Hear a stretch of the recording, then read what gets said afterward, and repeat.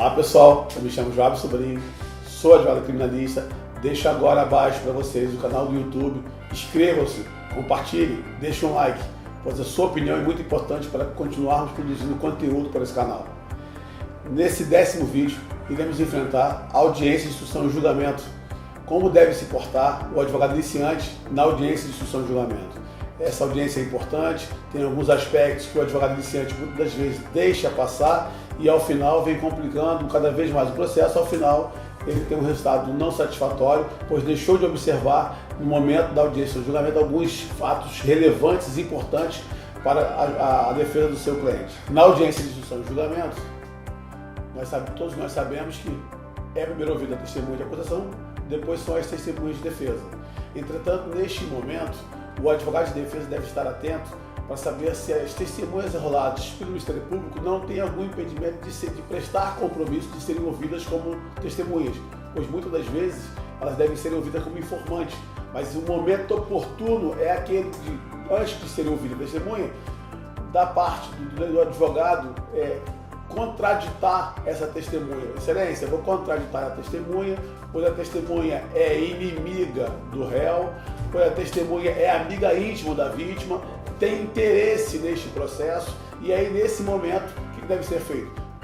O contraditor vai ser ouvido como informante, não vai prestar o compromisso como testemunha de falar a verdade, e você começa a desacreditar aquele informante. Pois é muito importante, pois muitas das vezes pessoas são ouvidas como testemunhas e eram para ter sido ouvidas como informantes. O advogado tem que observar que na audiência de julgamento, a ampla defesa e o contraditório está sendo realizado naquele momento. Aquilo que era indício, tudo aquilo que foi apresentado como suposta prova, só vai ser prova a partir da instrução e julgamento, do contraditório e da ampla defesa. Então não podemos perder esse momento. O advogado observou o informante. Dando continuidade, na mesma audiência podem ser apresentados coisas, objetos, pode ser ouvido peritos. Aí essa parte de perito é um outro gancho que eu deixo para o advogado iniciante. Não fique fazendo perguntas para o perito, perguntas muito técnicas, perguntas que você às vezes foi buscar na internet. Vou perguntar o que significa isso. Ele não está ali para te dar aula de perícia, ele está ali para relatar um fato. Quanto mais simples for a pergunta, quanto mais objetivo você fizer a pergunta, melhor para ele responder. Porque eu já vi muitas vezes, eu já vi isso acontecer. O perito, ele com raiva porque foi requisitado para aquela audiência, o advogado começa a fazer perguntas muito técnicas, o perito começa a responder de forma evasiva, não de forma objetiva, de muita subjetividade. Ele começa a falar coisas que de repente vai prejudicar o seu cliente, pois se você tivesse feito uma pergunta mais simples, provavelmente teria mais êxito, mais sucesso. Normalmente o perito ele está ali para prestar aos esclarecimentos a quem é leigo e não para quem é técnico como ele. Então, às vezes, pegar essas perguntas elaboradas, realizadas de sites muito especializados, é atrapalhar a instrução. Fica a dica aí para que vocês não façam isso, pois o perito ele está ali prestando o compromisso de dizer a verdade, mas está ali para atuar como profissional. E se você colocar muita técnica, ele vai ser profissional, mas não vai ajudar o seu cliente no momento oportuno. Dando continuidade, o último ato, antes de chegarmos no último ato, que é o interrogatório, nós devemos retroagir um pouquinho para falarmos sobre as testemunhas referidas. Cuidado com esse momento também, porque os advogados iniciantes, eles têm na cabeça que arrolou as testemunhas na resposta à acusação feita por ele. O Ministério Público, na denúncia, arrolou as testemunhas dela. Ele acha que não tem mais direito à testemunha. E acontece, eu já vi, é normal, acontece uma testemunha tanto de defesa ou de acusação mencionar, se referir a uma outra pessoa no processo.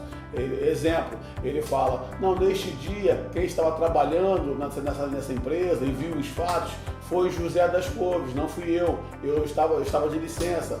Nesse momento, ele acabou de se referir a uma terceira pessoa. O advogado atento, ele tem que pedir para ser ouvido como testemunha referida. É a oportunidade dele pedir para ser ouvido como testemunha referida, porque se ele perder aquele momento e o juiz não quiser ouvir como testemunha do juízo, perdeu-se uma grande prova. É óbvio que se essa testemunha que foi referida for de suma importância para a sua defesa. Se for uma testemunha de acusação e que vai enrolar o processo, que vai atrapalhar a sua defesa, você vai se manter calado. Mas se for uma testemunha que ajuda na sua defesa, você deve se manifestar em audiência naquele ato. Excelência, gostaria de ouvir a testemunha referida. Caso o magistrado venha indeferir, ele te deixa argumentos para que você possa, no Tribunal de Justiça, utilizar-se do meio adequado para reverter o pedido de nulidade daquela audiência e voltar à instrução para realizar esse ato, que é ouvir a testemunha referida. Dito isso, eu digo para os senhores, nós estamos caminhando para o interrogatório do réu. É um ato importante. Por esse motivo que o advogado iniciante, ele deve observar o momento antes do interrogatório, porque o juiz vai oportunizar que você fale com o seu cliente. E acontece, em geral, você já fala com o seu cliente antes da audiência e acha que não deve falar com ele antes do interrogatório, pois o juiz pode interpretar, ou o promotor pode interpretar que você está preparando mesmo para fazer aquele interrogatório. É exatamente isso, você precisa preparar o seu cliente, porque pode ter surgido os fatos supervenientes durante a instrução e neste momento você precisa orientar o seu cliente para que ele não venha cometer erros.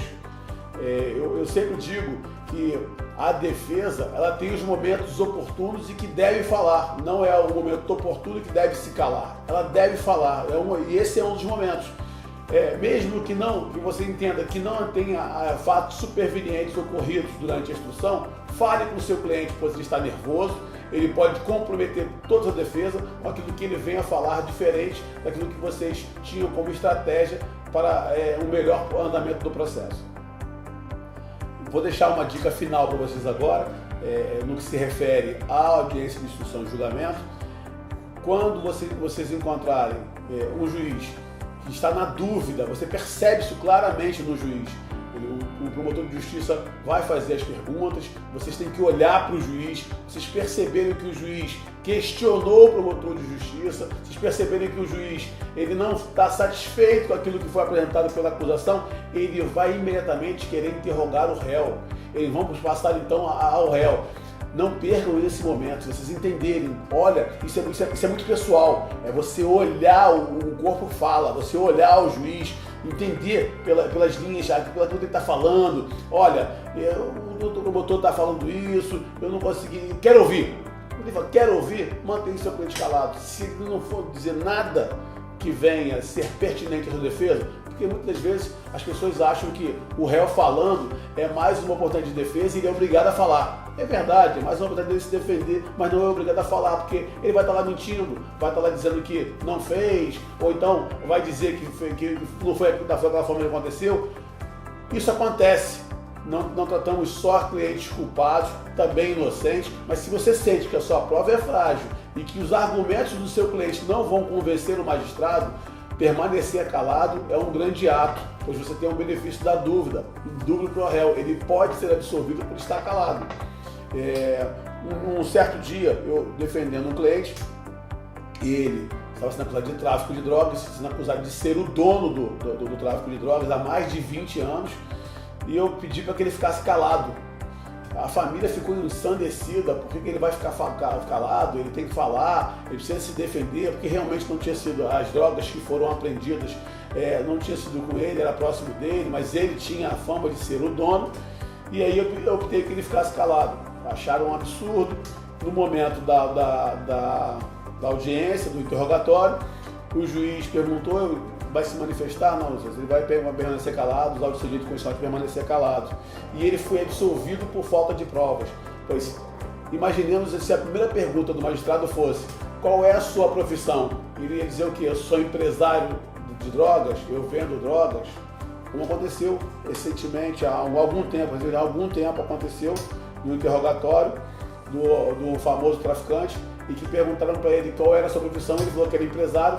O juiz e o promotor debocharam dele, inclusive falando, empresário do pó, vendendo droga, ou seja, você vê que isso não ajuda muitas das vezes no processo, e quando você pega um juiz antenado e que segue a lei, se manter calado, neste caso, é a melhor opção. Então, não fiquem colocando o seu cliente para fazer o interrogatório falando, quando na realidade o que ele vai dizer não vai contribuir para os autos.